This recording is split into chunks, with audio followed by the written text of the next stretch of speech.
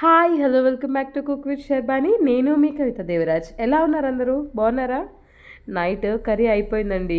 మధ్యాహ్నం చేసిన కర్రీ అయిపోయింది. అసలు ఏం చేయాలో తెలియలేదు. ఫ్రిడ్జ్లో చూస్తే క్యారెట్స్ కనిపించాయి, కర్రీ చేసేసాను. దానికోసం నేను పచ్చిమిరపకాయలు, జీలకర్ర, ఆవాలు, ఉల్లిపాయలు వేసేసి బాగా మగ్గించుకున్నాను. ఉల్లిపాయలు మగ్గేలోపు మీరు నా ఛానల్ని ఒకసారి లైక్ చేసేసి సబ్స్క్రైబ్ కొట్టేయచ్చు కదా, సపోర్ట్ చేసినట్టు ఉంటుంది. ఓకేనా?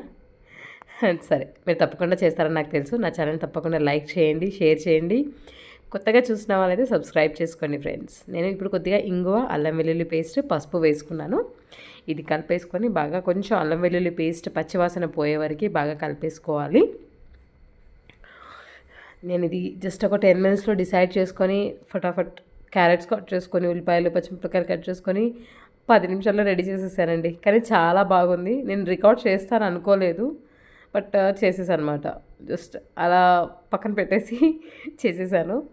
ఇది చేస్తున్న కంగారులో మధ్యలో క్లిప్ కూడా మిస్ అయింది. యాక్చువల్లీ కొద్దిగా క్యారెట్ మగ్గిన తర్వాత ఒక 2 స్పూన్లు కారము, 1 స్పూన్ ఉప్పు వేసేసి కొద్దిగా ఒక చిన్న గ్లాస్ వాటర్ వేసేసి ఉడికించుకున్నాను వీటిని.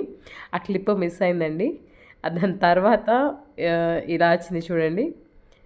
ఇలా అసలు ఎంత బాగా అయిందో టేస్ట్ కర్రీ. నైట్కి నైట్ అయిపోయింది. పిల్లలు చాలా ఇష్టంగా తినేశారు. చాలా బాగుందన్నారు. చూడటానికి కూడా లుకింగ్ కూడా చాలా బాగుంది కదా. తప్పకుండా ట్రై చేయండి ఫ్రెండ్స్. నా ఛానల్ని ఇప్పుడే కొత్తగా చూస్తున్నాను మాత్రం తప్పకుండా నా ఛానల్ని సబ్స్క్రైబ్ చేసుకోండి, లైక్ చేయండి, షేర్ చేయండి. ఓకేనా ఫ్రెండ్స్? చూసారు కదా, చాలా డెలిషియస్గా ఉంది. చూడటానికి కూడా, తినడానికి కూడా. లైక్ చేస్తారు కదా, సబ్స్క్రైబ్ చేసుకోవడం మర్చిపోద్దే. Thanks for watching.